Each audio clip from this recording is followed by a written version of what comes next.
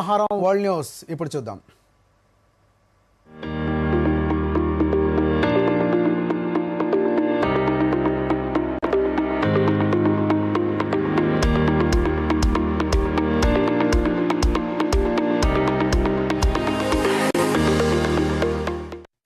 భారత్కు రష్యా నుంచి ముడి చమురు సరఫరా యథావిధిగా కొనసాగుతుందని రష్యా అధ్యక్షుడు వ్లాదిమిర్ పుతిన్ ప్రకటించారు.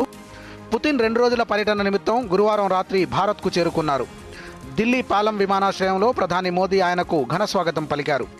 హైదరాబాద్ హౌస్లో భారత్ రష్యా 23వ వార్షిక శిఖరాగ్ర సదస్సులో వ్లాదిమిర్ పుతిన్ పాల్గొన్నారు. ద్వైపాక్షిక చర్చలు జరిగాయి. 15కు పైగా కొత్త ఒప్పందాలు కుదిరాయి. 2030 నాటికి ద్వైపాక్షిక వాణిజ్యాన్ని $100 బిలియన్ చేర్చడం ఖాయమని ప్రధాని మోదీ ధీమా వ్యక్తం చేశారు. పాకిస్తాన్ మాజీ ప్రధాని ఇమ్రాన్ ఖాన్ మృతి చెందారంటూ ప్రచారం జరగడంతో ఆయన సోదరి ఉజ్మా ఖాన్ భేటీకి పాకిస్తాన్ ప్రభుత్వం అవకాశం కల్పించింది. మంగళవారం మధ్యాహ్నం ఇమ్రాన్ ఖాన్ను కలిసిన అనంతరం ఉజ్మా ఖాన్ మాట్లాడుతూ ఇమ్రాన్ ఆరోగ్యంగానే ఉన్నారని తెలిపారు. ఇమ్రాన్ను కలిసేందుకు తాము చేసిన పోరాటం మొదటి అడుగు మాత్రమే అని అన్నారు.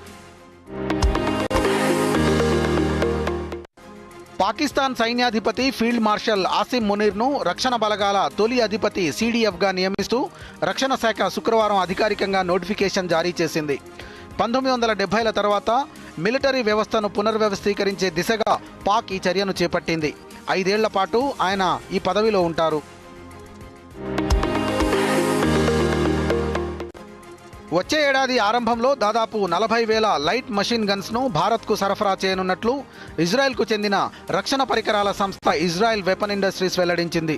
వీటితో పాటు దాదాపు 1,70,000 కార్బైన్లకు సంబంధించిన ఒప్పందం ఖరారు చివరి దశలో ఉందని తెలిపింది.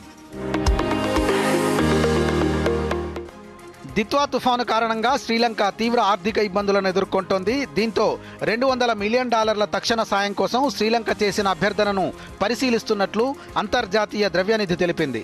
శ్రీలంక తన ర్యాపిడ్ ఫైనాన్సింగ్ ఇన్స్ట్రుమెంట్ కింద IMF నుంచి అత్యవసర ఆర్థిక సాయం కోరింది. దిత్వా తుఫాను కారణంగా శ్రీలంకలో మరణించిన వారి సంఖ్య 607కు పెరిగింది. ఇంకా 214 మంది జాడ తెలియరాలేదు.